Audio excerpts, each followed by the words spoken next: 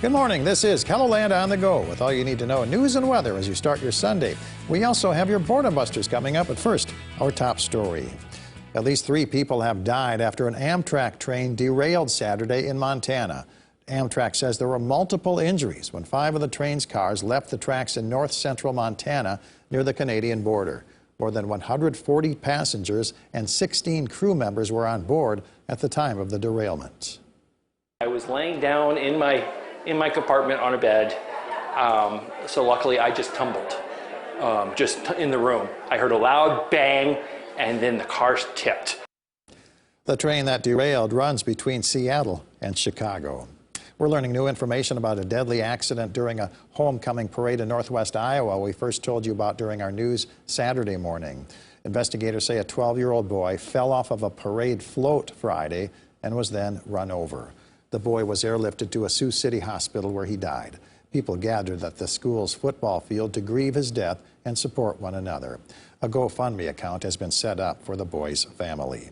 A 9-year-old boy has died in a crash in the northern Black Hills. He was a passenger in a pickup that went off the road and rolled north of Deadwood Thursday evening. The boy was thrown from the vehicle and died at the scene. The pickup's driver has life-threatening injuries. Women joined in the volunteer effort to build a new home for Habitat for Humanity over the weekend. Every year, the Habitat for Humanity Women Build program allows volunteers to add some new skills to their tool belts. But Saturday, they got to do something volunteers have never done with the organization before: pack the soil around the foundation for a house. There were also women at the neighborhood revitalization site prepping and painting a home. The volunteers say the construction work is all the more meaningful to them since women are greatly impacted by low-income housing in the community. Women's marches across the country and here in KELOLAND have become an important way to draw national attention to issues facing the participants.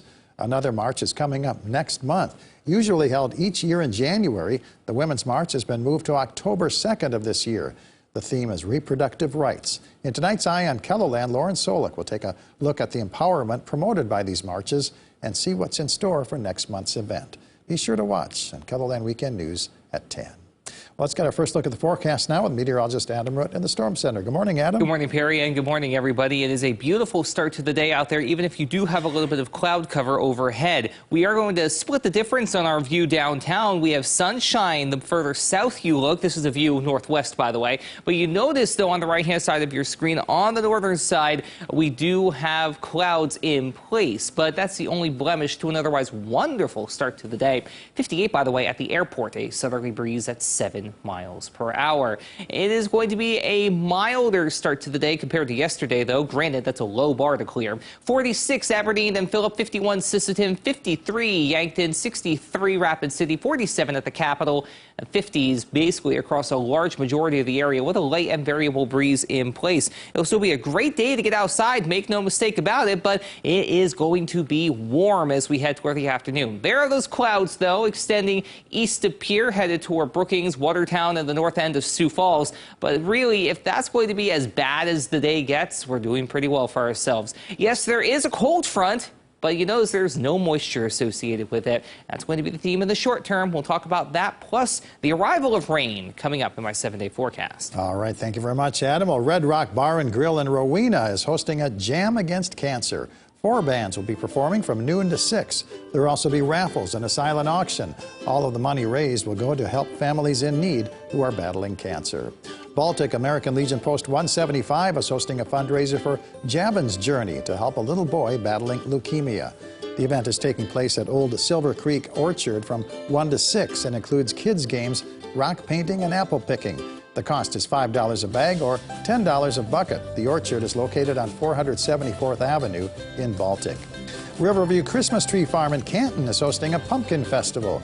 There'll be pumpkin picking, pumpkin painting, pumpkin games, plus live music and food vendors from noon to 5. Admission is free. The World Archery Championships wrap up today in Yankton. The RECURVE Women's Finals begin at 10 a.m. at Riverside Park. That's followed by the Women's Awards ceremony just before noon. The RECURVE Men's Final gets underway at 2 o'clock, followed by the Men's Awards ceremony. Admission is free. Championship weekend wraps up with the racing season at Huset Speedway in Brandon. Gates open at 4 o'clock. Hot laps are at 6. Races start at 7. Tickets are $25 for adults, $10 for students, and free for children 12 and under. Adam? Well, it's certainly going to be a beautiful day to get outside if you have the chance to do so, but like I said, it is going to be a pretty mild at times, if not outright warm and borderline hot as you head further west. Granted, we will have plenty of sunshine to enjoy, so there is at least to that. But if you are a fall weather fan and you like your days on the cooler side of things, well, you are unfortunately going to be out of luck for a while. But it's still going to be a great day to get outside if you have the chance to do so with the UV index around a 5. Safe sun time is going to be about 45 to 60 minutes. So yes, get outside, enjoy the day, but keep that in the back of your mind that we do still have to be mindful of that UV index even in late September. We don't need to be mindful of rain, however. That is miles and miles away, either in the upper peninsula of Michigan or down toward Phoenix, Arizona. Otherwise, a ridge of high pressure is going to keep us dry for the next several days, which is good to get outside, but bad for the drought situation, which is only going to get worse, even in places where we have seen improvement. That will be offset to at least some extent over the next couple of days before rain builds back in West River at first on Wednesday, then Wednesday evening into Thursday, that migrates to the east, along with a cold front, which is going to sweep out the core of this above-average warmth over the next couple of days. By Thursday into Friday, we fall back into the 70s, which, yes, it's cooler, but it's also still technically above average for this time of year. By the start of October, we should be in the upper 60s to low 70s. We'll be close to that, but still technically above average, so just keep that in mind. Highs today climbing into the 80s to low 90s, depending on what side of the river you're on. Either way, it's going to feel like midsummer for a little while yet. Lows tonight in the low to mid 50s under crystal clear skies. And as we take a look at the 7-day forecast, the summer-like pattern continues through Wednesday, but then we have cloud cover increasing, rain on the way Wednesday evening into Thursday, and then we feel a little bit more like fall headed toward the weekend as temperatures fall back into the 70s by day. In terms of cool, if not chilly nights, we occasionally get into the 50s, but 40s are going to be elusive outside of the hills. Have a great day, everybody. For more on your local news, weather, and sports, you can always head on over to KELOLAND.com.